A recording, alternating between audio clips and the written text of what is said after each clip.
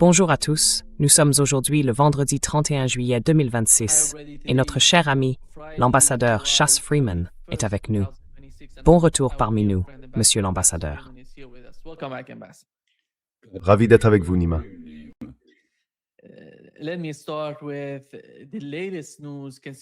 Permettez-moi de commencer par les dernières nouvelles, compte tenu de ce qui se passe en Espagne. Plus de 50 000 Marocains affluent en Espagne, envahissent l'Espagne. Voici ce que le New York Times a rapporté. Plusieurs Marocains ont dit au New York Times que les autorités marocaines les avaient encouragés à traverser vers l'Espagne, à Ceuta. Certains agents auraient dit aux migrants d'aller par là ou de venir en Espagne. Et quand on regarde l'historique de ce qui s'est passé, je pense, permettez-moi de citer ce que le fils du Premier ministre israélien Benjamin Netanyahou a publié. Il a dit « À vous, les Arabes et les musulmans, vous essayez de libérer la terre occupée. Allez en Espagne. » Il vise essentiellement la même région que celle vers laquelle les gens affluent, d'une manière ou d'une autre. Et voici l'oral rumeur. L'invasion de l'Espagne par des parasites islamiques du tiers-monde est mauvaise pour la société, mais bonne pour l'accélération. Nous devons pousser le grand public à nourrir de l'hostilité envers l'islam. Cela fait partie d'une sorte de...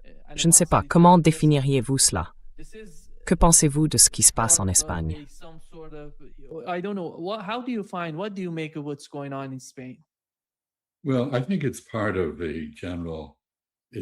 Eh bien, je pense que cela fait partie de la stratégie générale d'Israël pour changer de sujet. Autrement dit, Israël est très malmené par l'opinion publique partout, et notamment en Espagne qui s'est montré très clair dans son soutien à l'autodétermination palestinienne et son opposition à la guerre en Iran.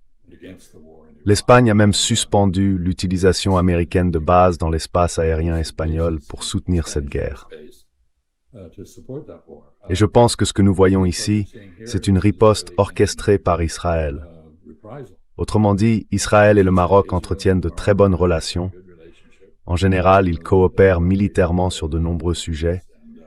Et je pense qu'ils ont encouragé cette invasion de Ceuta, qui se trouve bien sûr au sud du détroit de Gibraltar, entouré de territoires marocains.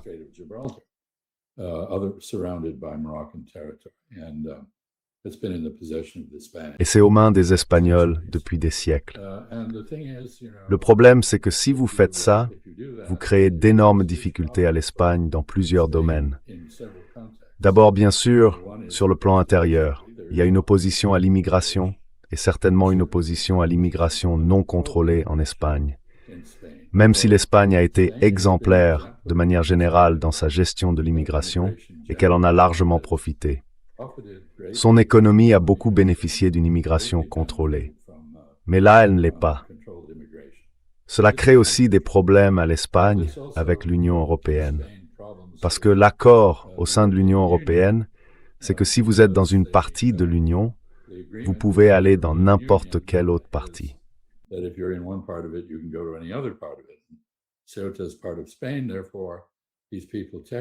C'est donc une partie de l'Espagne. Par conséquent, ces personnes pourraient techniquement se présenter n'importe où en Europe. Et bien sûr, l'Europe est encore marquée, très en colère et troublée par l'énorme migration syrienne qui a eu lieu pendant les troubles civils en Syrie. C'est donc une gêne politique pour le Premier ministre Pedro Sánchez, une gêne pour son gouvernement, et cela lui pose des problèmes en Europe. Et puis bien sûr, il y a aussi le programme de Laura Loomer, qui consiste à attiser la haine, à tenir des propos haineux. Si elle était en Europe, elle serait poursuivie. Aux États-Unis, nous bénéficions encore de certaines protections au titre du premier amendement. Je pense donc qu'il s'agit d'une crise fabriquée de toutes pièces qui vise à faire avancer les intérêts d'Israël et de ses porte-paroles à l'international.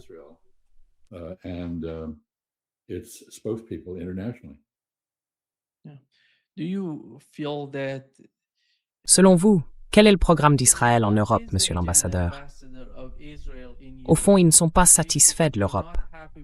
Nous le savons, parce que globalement, regardez les politiques européennes, elles ne sont pas tellement pro-israéliennes. L'Europe n'a pas fait tant que ça sur ce sujet.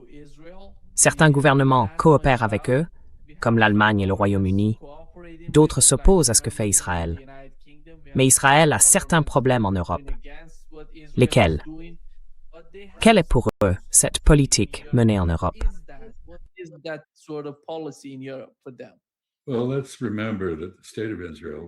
Eh bien, rappelons que l'État d'Israël a été créé par des Européens. Il a été autorisé par les Britanniques. Il a été peuplé par des Juifs européens. Il y avait un très grand nombre de Juifs dans les sociétés arabes et musulmanes, en Turquie, en Perse et dans l'ensemble du monde arabe. Et ils ont tous été chassés de ces pays en réaction à la création de l'État d'Israël. De très nombreuses communautés ont entièrement disparu. Pas celle de Téhéran, semble-t-il. Mais de manière générale, oui. Je crois que les Juifs iraniens ont un siège qui leur est réservé au Parlement. Mais globalement, oui. En Irak, je pense. Je crois qu'en Irak, ils ont fait ça aux Juifs irakiens.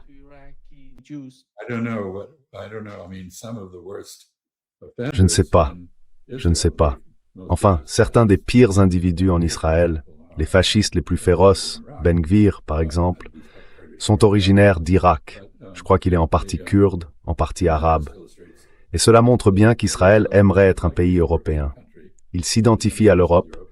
Il a réussi à amener les Européens à le reconnaître comme une sorte de pays européen honoraire. Et il a soigneusement endoctriné les Juifs arabes sur l'histoire de l'Holocauste qui est entièrement européenne. Cela n'a rien à voir avec l'islam, le monde musulman, le monde arabe, ni avec quoi que ce soit d'autre que l'Europe. Mais enfin, Israël entretient une relation délicate avec l'Europe.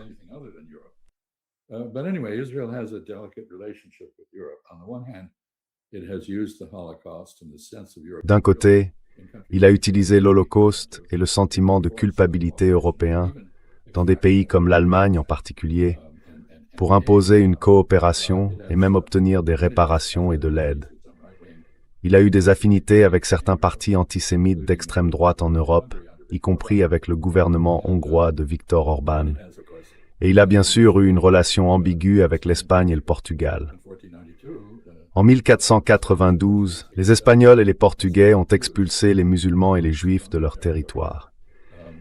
Et de ce fait, ils ont expié ce péché en proposant des passeports à tout Juif capable de prouver une ascendance en Espagne ou au Portugal. Il y a donc 2 millions d'Israéliens qui ont des passeports espagnols et portugais.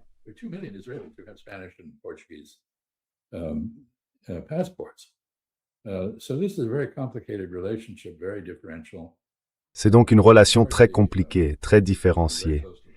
Historiquement, Israël a été très proche de la droite dans toute l'Europe. Il y a des mouvements de droite dans la plupart des pays européens. Aujourd'hui, je pense qu'ils sont un peu sur la défensive. Mais l'Espagne a été le critique d'Israël le plus virulent, le plus franc, et c'est le seul pays d'Europe à avoir vraiment pris des mesures efficaces pour arrêter les ventes d'armes à Israël, ou le soutien des États-Unis et d'autres pays à Israël. Et donc je pense, comme je l'ai dit, que cette invasion de Ceuta par des citoyens marocains est une crise fabriquée par Israël avec la coopération du Maroc pour embarrasser le gouvernement de Pedro Sánchez et diviser les Européens les uns contre les autres.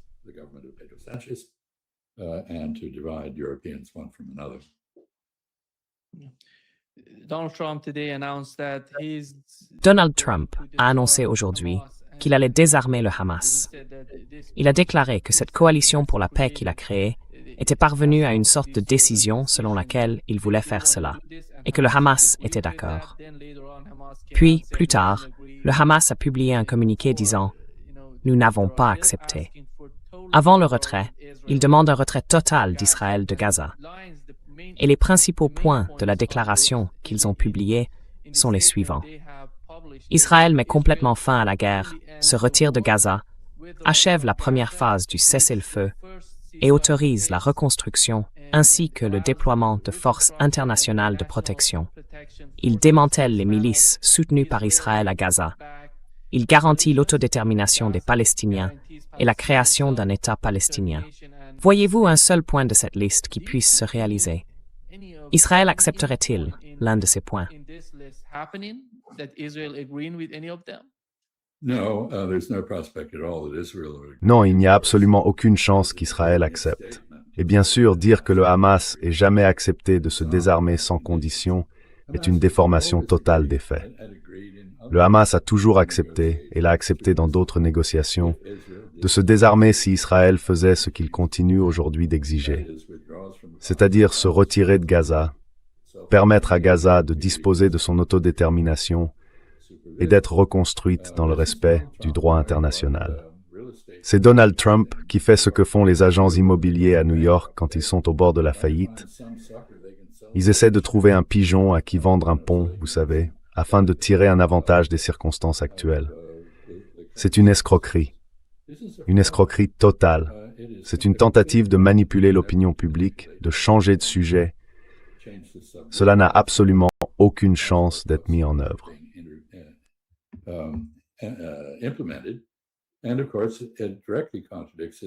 Et bien sûr, ça contredit directement la politique israélienne. La politique israélienne n'a pas visé le retrait. Elle a visé à étendre son emprise sur Gaza et à confiner les Palestiniens dans une zone de plus en plus petite, qu'ils appellent ironiquement une ville humanitaire. Mais en réalité, c'est une prison. Gaza est un camp de concentration à ciel ouvert. Ils veulent transformer ce qu'il en reste en prison. Et Trump semble être d'accord avec ça. Non, enfin. Netanyahou et Trump se sont rencontrés récemment à la Maison-Blanche. C'était leur première rencontre depuis le début de la guerre avec l'Iran. Et nous savons qu'ils n'ont rien discuté concernant Gaza, le droit des Palestiniens à l'autodétermination, la solution à 2 États, rien de tout cela. Je crois que les porte-paroles du Hamas ont aussi ajouté à leur liste d'exigences qu'Israël doit se retirer du Liban.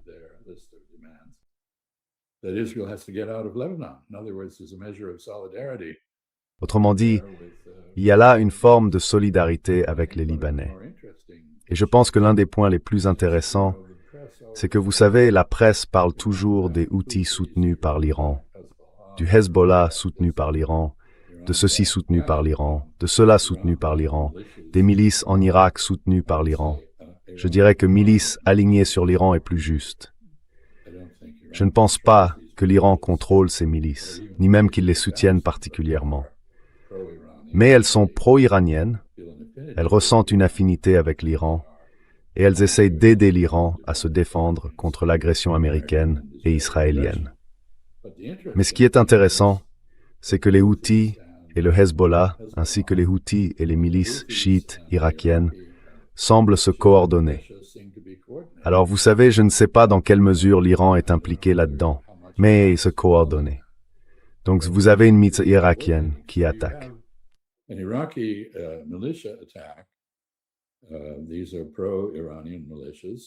Ce sont des milices pro-iraniennes, des milices chiites en Irak. Il y a eu une attaque contre des installations pétrolières, Abqaiq, le carrefour pétrolier le plus important au monde, en Arabie Saoudite. Les Saoudiens doivent se défendre. Et il y a un point important ici. Beaucoup, dans la presse et parmi les commentateurs, affirment que le fait que les États-Unis et l'Arabie Saoudite aient mené conjointement une attaque contre les Kataïb Hezbollah en Irak signifie, d'une manière ou d'une autre, que l'Arabie Saoudite entre en guerre contre l'Iran. Mais ce n'est pas le cas. L'Arabie Saoudite, contrairement à ce que pense mon ami Mohammad Marandi, que vous interviewez souvent, et les Arabes du Golfe ont une capacité d'action. Ce ne sont pas seulement des marionnettes. Les Saoudiens agissent dans leur propre intérêt national afin de dissuader de nouvelles attaques contre leurs installations pétrolières de la part de ces groupes de résistance.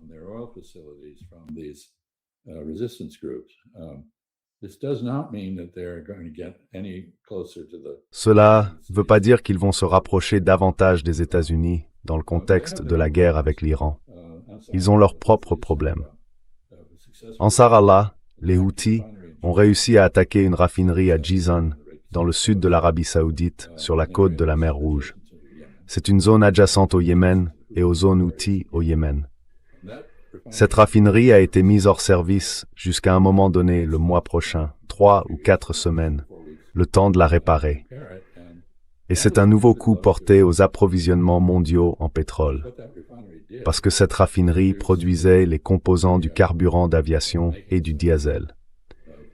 Et maintenant, le diesel aux États-Unis devient de plus en plus rare et de plus en plus cher parce que nous avons été coupés. Il y a un autre développement qui est très intéressant, je pense. There's one other development which is very interesting, I think. First of all, Vous savez, d'abord l'Iran a attaqué la base aérienne Mouafaq Salti en Jordanie et les États-Unis ont dit que c'était une attaque surprise. Eh bien, ce n'est pas une attaque surprise. Il y a un état de guerre entre les États-Unis et l'Iran.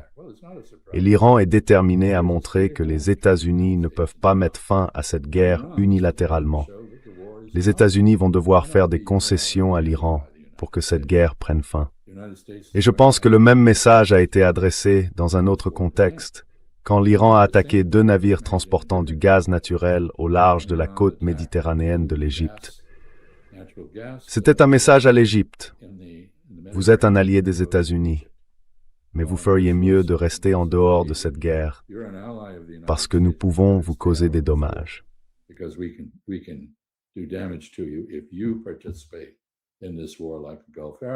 Si vous participez à cette guerre, comme les Arabes du Golfe, nous étendrons nos attaques jusqu'à vous. Et deuxièmement, c'était un rappel aux États-Unis.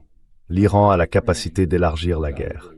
Dans ce contexte, le fait que l'Ukraine, sans aucun doute avec un soutien des services de renseignement des États-Unis et du Royaume-Uni, ou des deux, ait attaqué un navire iranien dans la mer Caspienne, et que l'Iran ait dit qu'il devra riposter, c'est une tentative de l'Ukraine de se raccrocher à la guerre avec l'Iran, parce que son soutien aux États-Unis s'effondre. Mettre les deux causes ensemble pourrait aider. Mais c'est une extension de la guerre, et je pense que cela fera l'objet de représailles iraniennes. Quoi qu'il en soit, l'Iran voudra rappeler aux États-Unis et à Israël qu'il peut étendre ses attaques bien au-delà de la zone où elles ont actuellement lieu.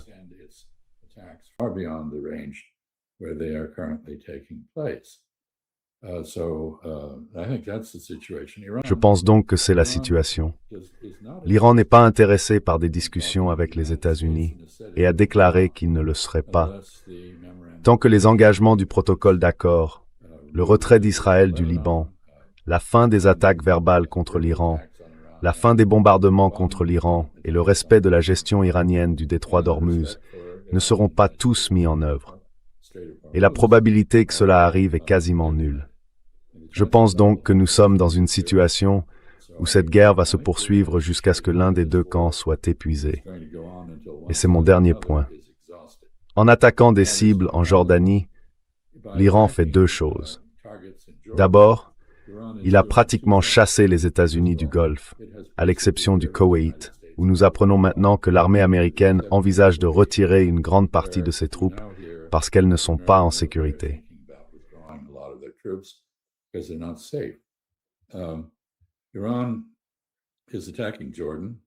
L'Iran attaque la Jordanie et d'autres pays parce qu'il veut pousser les États-Unis à se replier sur Israël. Et si les États-Unis concentrent leurs forces en Israël, bien sûr, ils ont déjà beaucoup d'avions ravitailleurs à l'aéroport Ben Gurion. Mais s'ils se replient sur Israël, alors ils y sont concentrés. Et c'est une cible très attractive. Surtout parce qu'à ce stade, dans le monde, personne, à part les États-Unis et quelques autres pays d'Europe, ne pense qu'il y ait quoi que ce soit de mal à attaquer Israël. Donc l'Iran pousse les États-Unis comme un troupeau de moutons dans les bras d'Israël. Et je pense que Donald Trump et Benjamin Netanyahou en ont probablement parlé lors de leur entretien. Et Netanyahou pense que c'est formidable.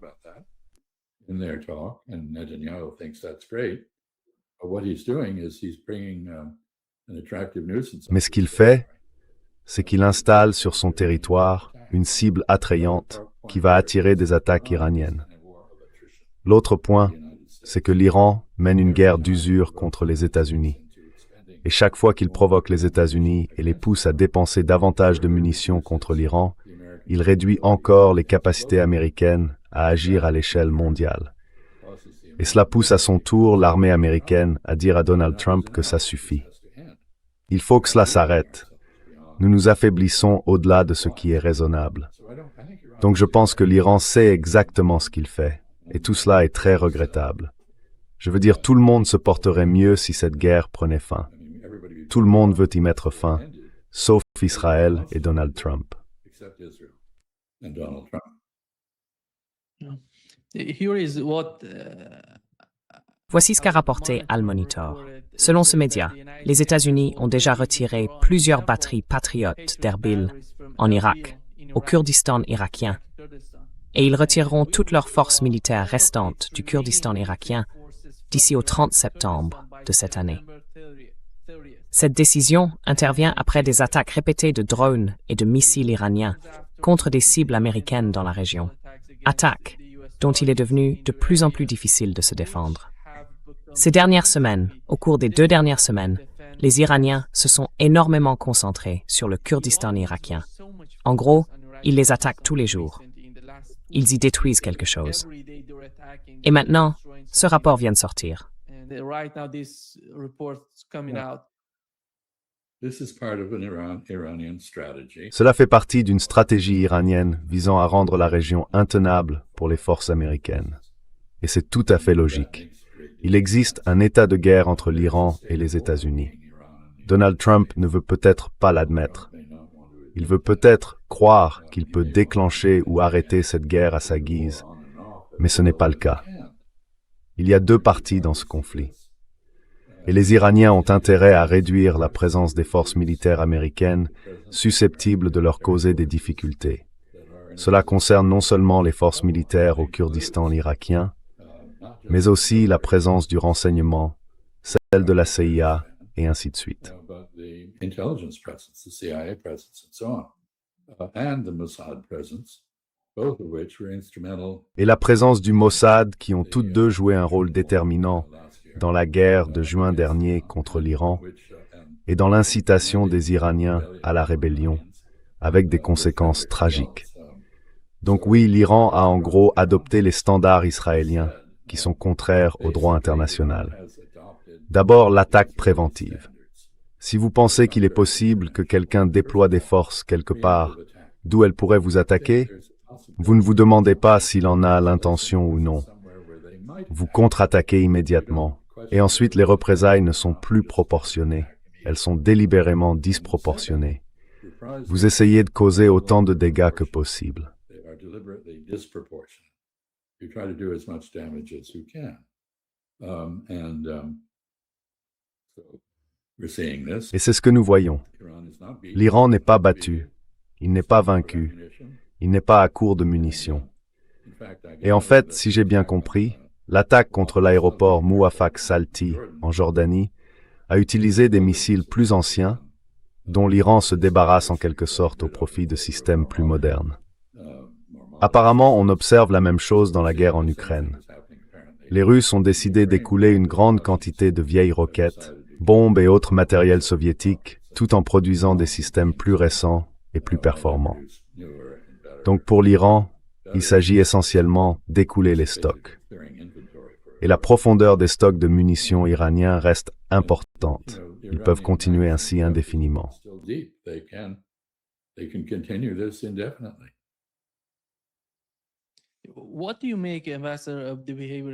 Que pensez-vous, monsieur l'ambassadeur, du comportement de l'Arabie saoudite? Car c'est elle qui a commencé la guerre. Elle a provoqué le Yémen et l'a entraîné dans une guerre. Ensuite, on voit le blocus yéménite contre elle, le Yémen attaquer ses installations pétrolières. Et aujourd'hui, un nouveau rapport sur son économie montre que, même pendant la guerre, avant toute cette folie entre l'Arabie saoudite et le Yémen, avant l'attaque contre ses installations pétrolières, son économie s'était contractée de 5%, ou presque 4,8%. C'est énorme pour son économie. Et cela avant même les dégâts causés aux installations pétrolières.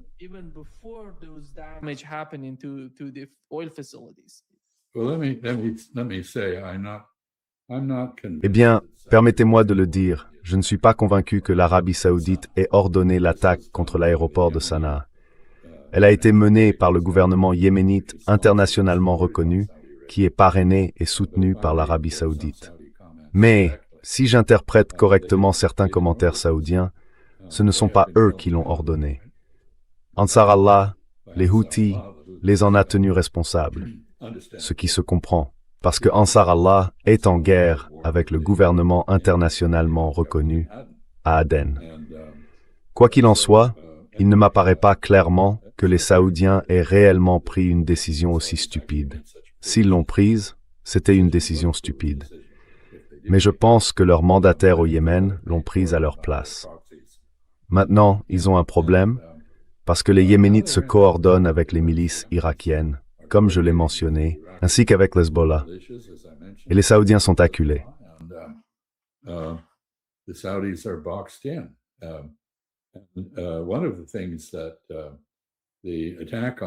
L'une des choses que démontre l'attaque contre les navires égyptiens transportant du gaz naturel, c'est que les Houthis peuvent fermer le détroit de Bab el-Mandeb au trafic maritime saoudien et lié à l'Arabie saoudite. C'est tout ce qu'ils ont fait. Ils n'ont pas, je le répète, instauré un blocus général. Le blocus ne concerne que le trafic maritime lié à l'Arabie saoudite. Mais les Saoudiens doivent désormais passer par le canal de Suez pour exporter leurs produits pétroliers. Et les Iraniens viennent de démontrer qu'ils peuvent s'y attaquer. Ils peuvent donc frapper la Méditerranée, ils peuvent frapper le canal de Suez. Alors, j'espère que les Saoudiens ont assez de discernement pour rétablir la trêve qu'ils avaient avec les Houthis, qui a duré 4 ans, et pour avertir le gouvernement d'Aden qu'il ne devrait pas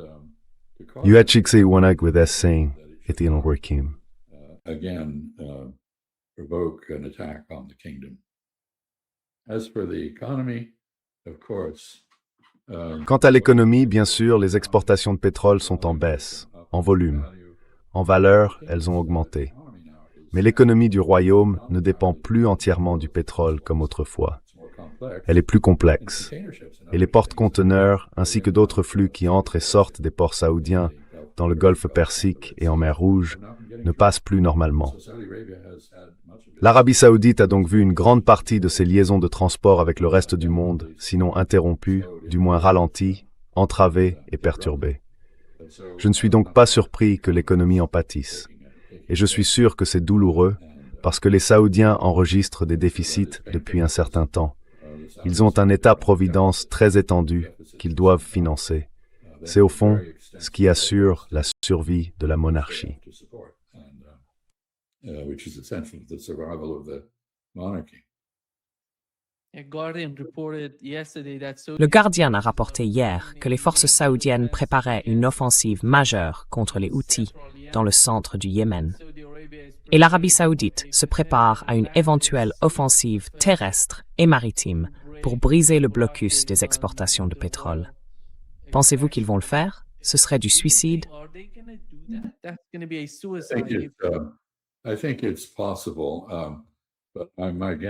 Je pense que c'est possible.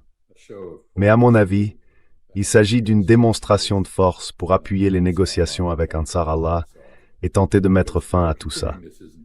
Parce que vous savez, continuer ainsi n'est bon pour personne. Les Yéménites ont terriblement souffert de la guerre civile, des attaques des Saoudiens et des attaques des États-Unis et de la Grande-Bretagne pendant leur blocus de la mer Rouge. Les Saoudiens tentent d'organiser une sorte de force internationale pour rouvrir le détroit de Bab el-Mandeb. Je ne sais pas s'ils y parviendront. J'en doute.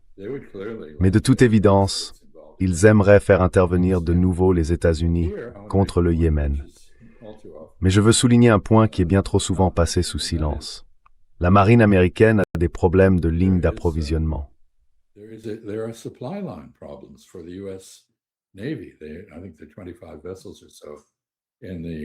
Je pense qu'il y a environ 25 navires dans le golfe d'Oman et la mer d'Arabie. Et ces navires ne peuvent pas se ravitailler localement en carburant. Ce carburant doit venir de très loin, des États-Unis, contourner l'Afrique, et maintenant, il ne peut plus passer par le canal de Suez. C'est donc un premier problème. L'autre problème, c'est la nourriture. On ne peut pas acheter de nourriture sur place. Elle doit donc venir, là encore, des États-Unis ou de très loin. Et c'est extrêmement éprouvant et coûteux pour la marine. Donc je pense que les Iraniens voient cela, ils le comprennent, et leur calcul est que les États-Unis ne pourront pas maintenir indéfiniment un blocus. and that the US will have to sail away. Et les États-Unis devront s'en aller, comme nous l'avons fait après avoir échoué à vaincre les Houthis il y a quelques années. Donc enfin, je pense que l'usure est très considérable des deux côtés. Je veux dire, les Iraniens ne peuvent évidemment pas apprécier d'être bombardés, même s'ils semblent très bons pour réparer les voies ferrées, les ponts et ce genre de choses. Mais les Américains, vous savez, heureusement, jusqu'à présent, il n'y a pas eu d'attaque iranienne sur le sol américain. Mais je pense que c'est une possibilité à terme. L'Iran a la capacité d'élargir cette guerre, y compris au territoire intérieur des États-Unis, et pas seulement à la région. Et je pense que si nous allons assez loin, nous les pousserons à le faire.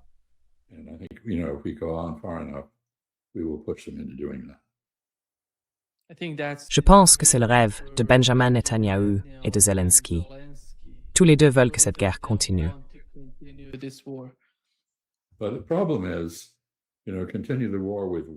Mais le problème, vous savez, c'est continuer la guerre avec quoi? Apparemment, les 3/4 de nos stocks de missiles patriotes ont été épuisés. Le THAAD, qui est un système essentiel pour intercepter les missiles à plus longue portée, a lui aussi été épuisé. Or, il faut entre 2 et 5 ans pour produire ces équipements. L'Iran n'a donc pas les armes sophistiquées des États-Unis et certainement pas leur capacité d'interception de missiles. Mais il possède des armes pour pénétrer les défenses américaines. Et ces défenses sont très limitées.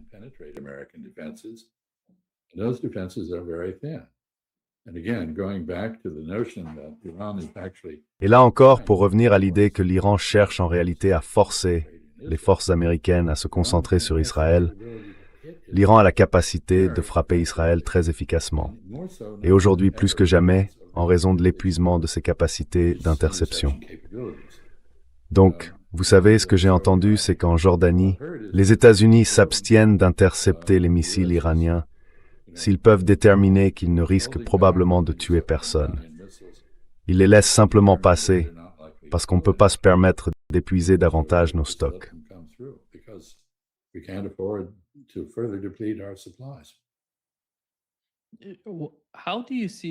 Comment voyez-vous le rôle de l'Ukraine?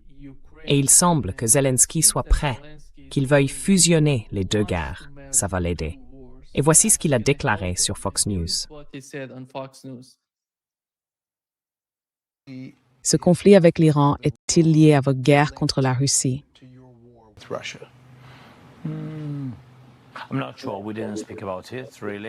Je ne sais pas, on n'en a pas vraiment parlé. Vous aussi? Je pense que oui. Vous savez, regardez ça.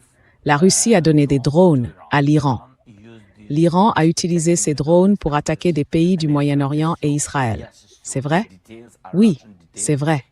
On retrouve des éléments russes dans les drones détruits. Tout le monde l'a vu. C'est la vidéo. Ensuite, la Russie a donné des images satellites indiquant où se trouvent les bases américaines dans les pays du Moyen-Orient. Ils les ont données? Oui, ils les ont données. Et vous en êtes convaincus? Absolument. Alors la Russie est très heureuse. Nous savons, grâce aux services de renseignement, qu'ils sont très heureux qu'il n'y ait pas de véritable fin à la guerre au Moyen-Orient. Pourquoi? Parce qu'ils comprennent que puisque les États-Unis sont engagés dans cette guerre, ils ne peuvent pas aider l'Ukraine au même niveau qu'avant. Par exemple, avec les Patriotes. Oui, c'est un exemple. Et il y en a beaucoup d'autres.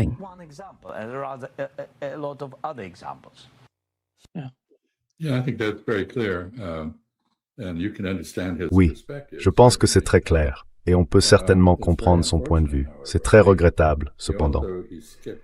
Je pense qu'il a aussi passé sous silence le fait que les Russes utilisent effectivement des technologies et des drones iraniens contre l'Ukraine. Il n'est donc pas allé jusqu'à dire que l'Iran est l'ennemi de l'Ukraine. Il s'est concentré sur la Russie. Et j'imagine que c'est la justification de l'attaque contre un navire iranien en mer Caspienne, qui transportait quelque chose en lien avec des marchandises russes, d'une certaine nature. Les Ukrainiens affirment qu'ils transportaient des biens militaires, soit de la Russie vers l'Iran, soit dans l'autre sens. Donc oui, c'est très clair qu'il essaie de faire cela.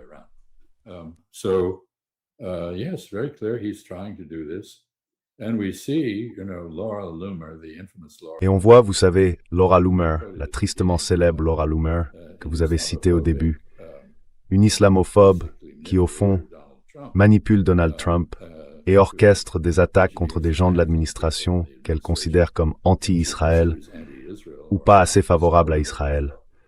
On la voit maintenant aller en Ukraine et devenir une soutien de Zelensky. Alors, comment est-ce arrivé? Je pense qu'on voit très clairement un effort coordonné. Et cela est étayé par le fait que, semble-t-il, le budget du ministère des Affaires stratégiques, qui mène la Hasbara, autrement dit une propagande destinée à disculper Israël, a été quintuplé. Il a été multiplié par 5 parce qu'Israël est en train de perdre la bataille de l'opinion publique en Occident. Et donc maintenant, il recourt à des coups bas. So now it's resorting to dirty tricks. Vous savez, je pense qu'il y a une autre possibilité, bien sûr.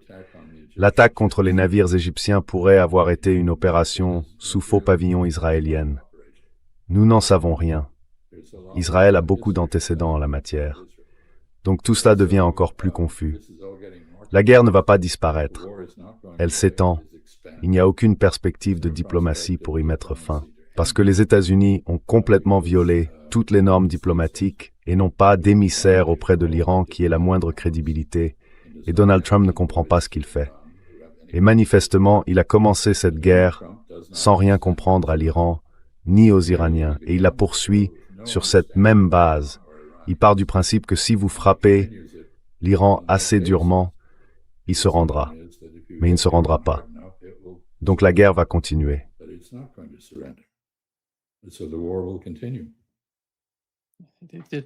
Une nouvelle photo vient tout juste de sortir. Elle montre les nouvelles attaques saoudiennes contre le Yémen, dans la capitale, Sanaa. Et ça vient tout juste de sortir. Et je ne sais pas ce qui se passe dans la tête de ces gens, en Arabie Saoudite, parce qu'ils ont vu ce qui s'est passé en Ukraine. L'Ukraine a été détruite à cause de la poursuite de la guerre et de l'extension de cette guerre contre le Yémen. Le Yémen n'a pas autant à perdre que l'Arabie Saoudite.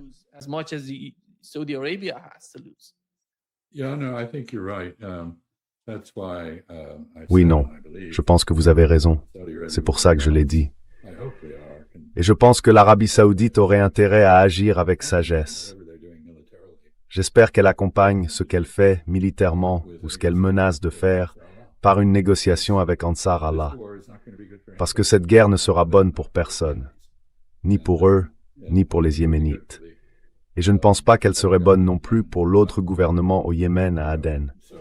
Vous savez, je voulais souligner un point. L'Arabie Saoudite a une opinion publique. Et l'Arabie Saoudite a été attaquée par l'Iran à de nombreuses reprises, notamment la base aérienne Prince Sultan, à Al-Kharj, mais aussi d'autres installations. Et l'opinion publique saoudienne exige une revanche. Or, elle a maintenant un endroit où exercer cette revanche, sans nécessairement impliquer l'Iran, car impliquer l'Iran serait désastreux.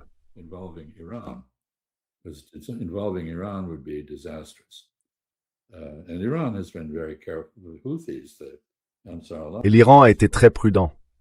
Les Houthis, Ansar Allah, n'ont pas vraiment soutenu l'Iran contre... Ils n'ont rien fait, contrairement au Hezbollah qui l'a fait. Et maintenant, ils sont impliqués contre l'Arabie Saoudite.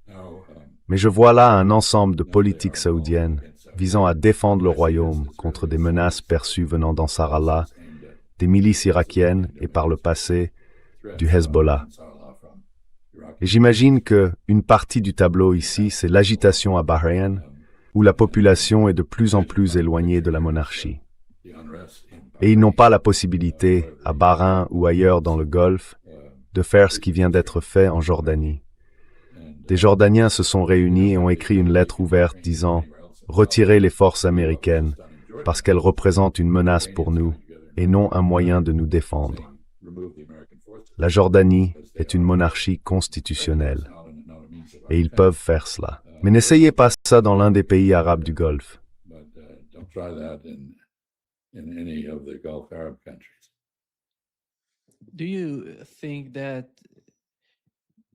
Pensez-vous qu'une issue diplomatique à ce qui se passe reste encore possible? Ou bien, à mesure que le temps passe, l'extension de la guerre est-elle en train de faire disparaître cette possibilité? Wiping out that possibility from the scene. No, I think what we're seeing. Non. Je pense que ce que nous voyons du côté américain et israélien, c'est essentiellement de la violence gratuite. Cela ne soutient aucune démarche ni aucune décision diplomatique. Bien au contraire, cela complique et empêche une solution diplomatique. Je pense que l'Iran serait tout à fait disposé à accepter une solution diplomatique, à condition qu'elle lui laisse le contrôle du détroit d'Ormuz et qu'elle maintienne ainsi la domination dans l'escalade que l'Iran a acquise. Mais nous n'y arriverons pas.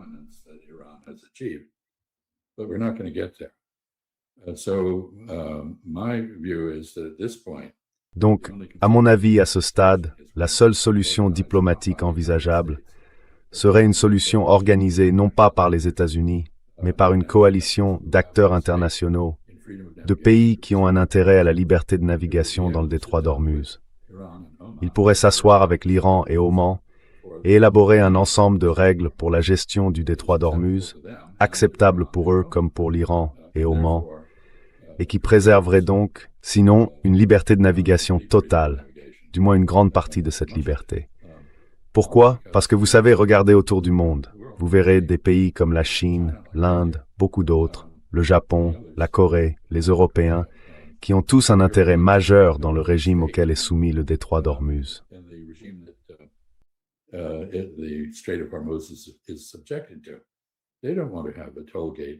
Ils ne veulent pas qu'il y ait un poste de péage là-bas. S'ils doivent payer des droits, ils voudraient que ces droits reposent sur un accord établissant qu'ils correspondent à des coûts réels et pas simplement à de l'extorsion. Mais vous savez, de manière générale, Nima, la diplomatie est morte partout. Où y a-t-il une négociation en cours? Il ne se passe rien sur le changement climatique, qui est un énorme problème. Et si vous vivez dans la région du Golfe Persique, cela peut être mortel, parce que la chaleur peut devenir si intense qu'on ne peut pas survivre. Alors, qui fait quoi que ce soit à ce sujet?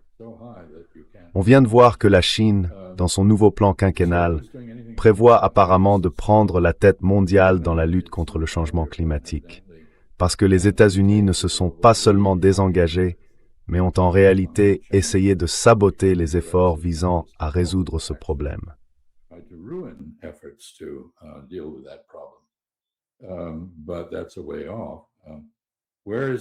Mais c'est encore loin. Où se déroule la négociation? Se passe-t-il quelque chose concernant les règles du commerce international dont je ne serai pas au courant? Se passe-t-il quelque chose à l'ONU? La guerre en Ukraine est-elle traitée par la négociation? Gaza est-il traité par la négociation ou par des déclarations unilatérales sans aucune valeur qui tentent de manipuler l'opinion publique? Le problème libanais est-il résolu par la négociation? Dites-moi où une négociation est en cours. Peut-être entre l'Espagne et le Maroc, mais cela reste à voir. Et donc, la diplomatie, de manière générale, dans cette période de notre histoire, est totalement mise de côté. Et tout le monde semble préférer les ultimatums, les menaces ou le recours à la force.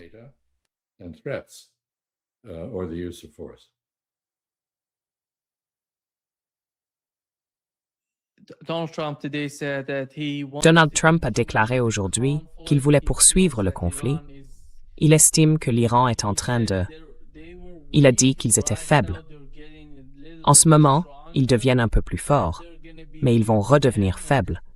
Et je ne sais pas qui il conseille, ni quelles informations il reçoit des services de renseignement.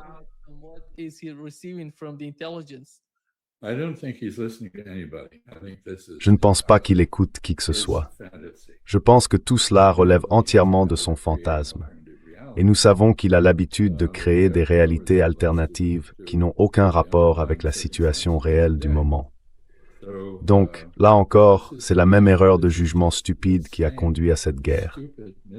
L'idée selon laquelle Israël a vendu cette guerre aux États-Unis en disant « Eh bien, l'Iran est faible, et si vous le frappez assez fort, il s'effondrera. » Eh bien, ça ne s'est pas passé comme ça. Et bien sûr, maintenant, les Israéliens se sont adaptés et disent « Eh bien, vous les Américains, continuez la guerre. Nous, on s'en retire, d'accord?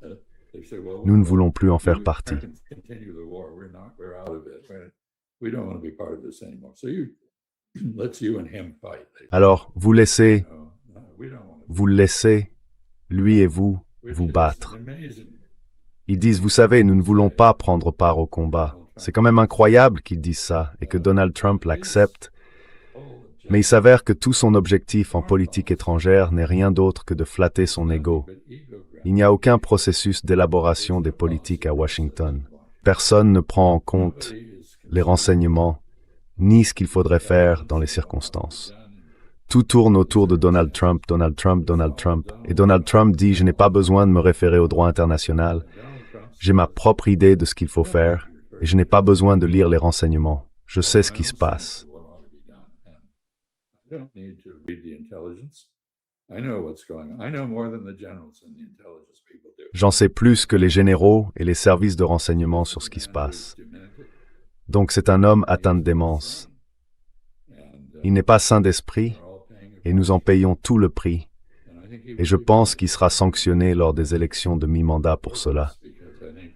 Parce que je pense que beaucoup de gens sont de plus en plus indignés par l'incompétence qu'il a démontrée en tant que président, et que son administration démontre elle aussi. Je viens de voir un rapport selon lequel le niveau des départs au sein de son administration, des gens qui arrivent, servent brièvement, puis repartent, est 5 fois plus élevé que dans les administrations précédentes et 2 fois plus élevé que dans sa première administration. Les gens se retirent. Ils s'en vont. Et aucun effort n'est fait pour améliorer la compétence du gouvernement, bien au contraire. Au Congrès, le Congrès commence à faire un peu valoir son autorité, mais pas beaucoup. Mais je pense que ça vient. But I think it's coming. You mentioned that Iran wants a Vous avez dit que l'Iran voulait mettre fin à la guerre par des négociations. Je dirais que l'autre pays très intéressé par cette région, c'est le Qatar. Ils veulent désespérément mettre fin à cette guerre. Ils n'en tirent aucun bénéfice. La poursuite de cette guerre ne fait que détruire leur économie. Et de l'autre côté, vous voyez Israël. Je ne sais pas si vous avez vu Naftali Bennett sur CNN. Il a dit qu'il avait des informations, qu'il avait reçu des informations selon lesquelles le gouvernement qatari soutient le Hamas, soutient les gardiens de la révolution en Iran. C'est tout simplement incroyable d'entendre ça. C'est pourquoi, s'il devient le prochain Premier ministre d'Israël, il va annoncer que le Qatar, il a dit littéralement, ce sont des terroristes en costume et ils essaient de nous tromper, sera le pire ennemi d'Israël s'il est élu. S'il est élu prochain Premier ministre d'Israël, il les placera comme le premier ennemi d'Israël. Eh bien, je pense qu'il n'a aucune empathie pour les Qataris. Si vous étiez Qatari, vous seriez entre l'Arabie saoudite et l'Iran. Que feriez-vous? Et votre gaz est partagé avec l'Iran, dans un gisement commun. Alors que feriez-vous? Et vous avez une histoire, bien sûr. Mais leur soutien, monsieur l'ambassadeur, désolé de vous interrompre, leur soutien aux gardiens de la Révolution, c'est juste des conneries. Pourquoi? Parce que quelle est leur politique?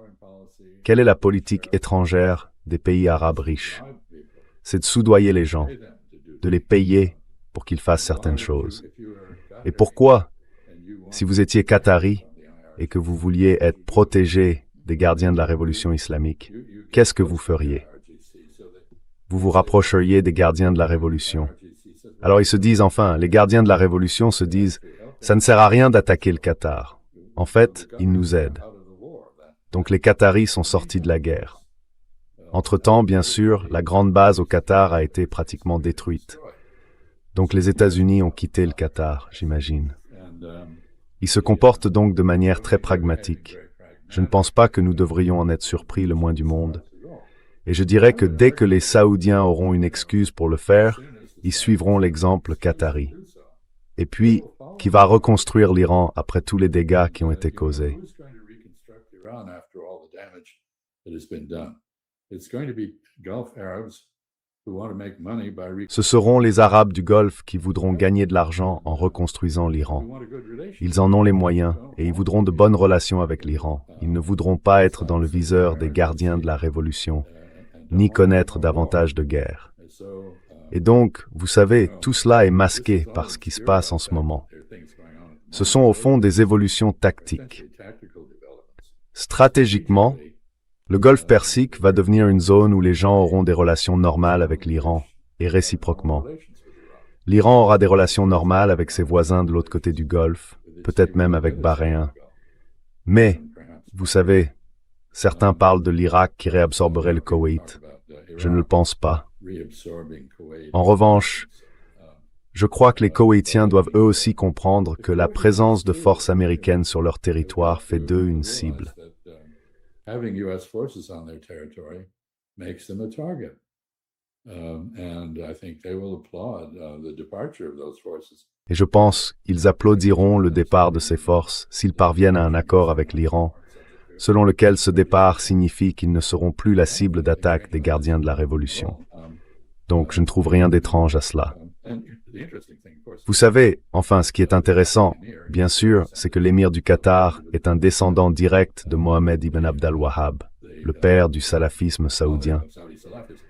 Mais les Al-Thani du Qatar sont originaires de Qassim, dans le nord de l'Arabie saoudite. Enfin, ils sont au Qatar depuis de nombreuses générations. Et ces gens-là sont des pragmatiques. Ils savent comment survivre en changeant de camp, un peu comme les Italiens pendant la Première et la Seconde Guerre mondiale. Ils commencent d'un côté et finissent de l'autre. Donc cela ne me surprend pas.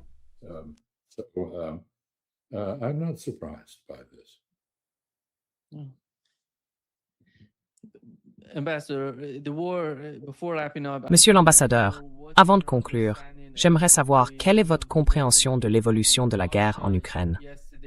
Hier, la Russie a attaqué l'une des usines américaines qui produisent des armes, des drones, en Ukraine. Oui, ils ont frappé cette cible. Je ne sais pas combien il y a eu de victimes. Nous n'avons aucun rapport à ce sujet. Nous ne connaissons pas le bilan humain. Mais après tout, à mon avis, la guerre passe à un niveau supérieur, en raison du blocus d'Odessa, qui exerce une pression énorme sur l'Ukraine, et des nouvelles attaques sur le sol ukrainien.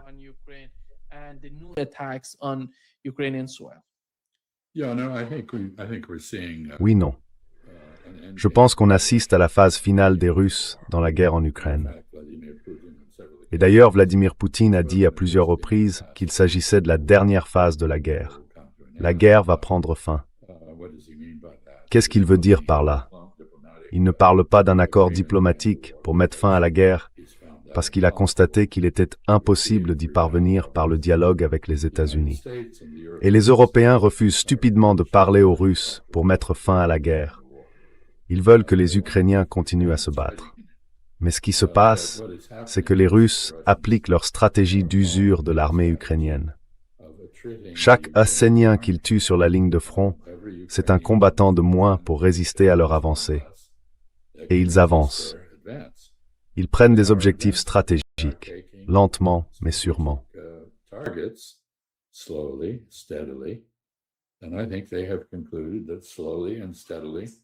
Et je pense qu'ils ont conclu que la meilleure façon de procéder, c'est d'avancer lentement mais sûrement pour chasser les dernières forces ukrainiennes de la partie de Donetsk, dans la région du Donbass, qu'elles occupent encore.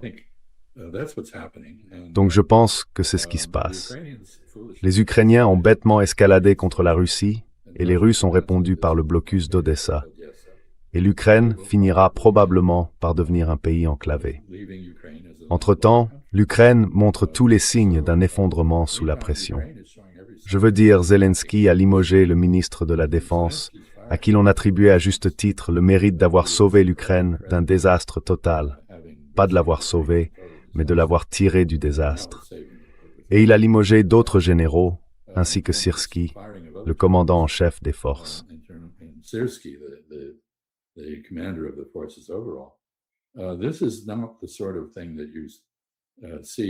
n'est pas le genre de comportement qu'on observe chez quelqu'un qui a beaucoup d'espoir de réussir. Ce sont des réactions à l'impression que la guerre est en train d'être perdue. Et je pense donc que c'est la même chose pour la tentative de lier la guerre en Ukraine à la guerre en Iran, dont nous avons parlé plus tôt. L'Ukraine est donc dans les cordes. Ça a pris beaucoup de temps. Qui sait combien de temps cela prendra encore? Mais les Russes vont simplement continuer à grignoter du terrain jusqu'à obtenir ce qu'ils veulent. Et ce qu'ils veulent, c'est Luhansk, Donetsk, la majeure partie de Zaporizhia, la zone au sud du Dniepr, et Kherson au sud du fleuve.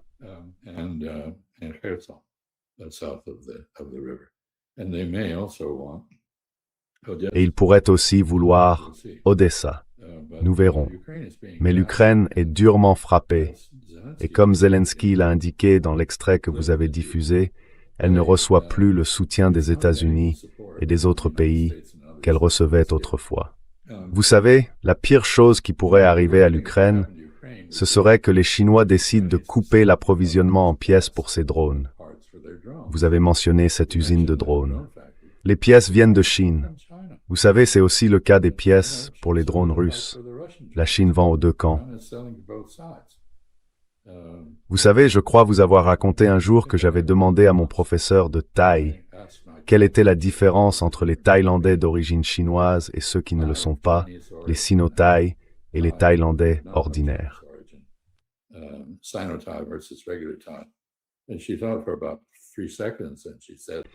Elle a réfléchi environ 3 secondes, puis elle a dit « Eh bien, les Thaïlandais aiment acheter des choses. Les Chinois aiment vendre des choses. » Et c'est vrai, la Chine n'est pas belligérante. Elle est neutre et elle fait ce que font les pays neutres. Elle vend aux deux camps. Nous ferions bien d'espérer que les gens qui accusent stupidement les Chinois de soutenir la Russie comprennent ce qu'ils disent. Si la Chine soutenait la Russie, l'Ukraine n'aurait absolument aucun moyen de survivre. La Chine n'a pas reconnu l'annexion de la Crimée ou du Donbass par les Russes, malgré le fait que ceux-ci l'ont inscrite dans leur constitution.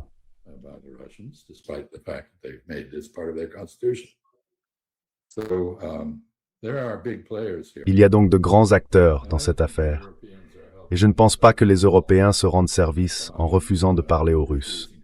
Il n'y a aucun mal à parler. En réalité, parler pendant une guerre est très bénéfique. Il faut maintenir le contact avec son adversaire, à la fois pour s'assurer qu'il comprend bien d'où vous venez, quelle est votre position, et pour détecter le moindre mouvement, le moindre changement dans sa position. Les Européens ne le font pas. Ils ne font que promouvoir stupidement une guerre qui ne peut pas être gagnée.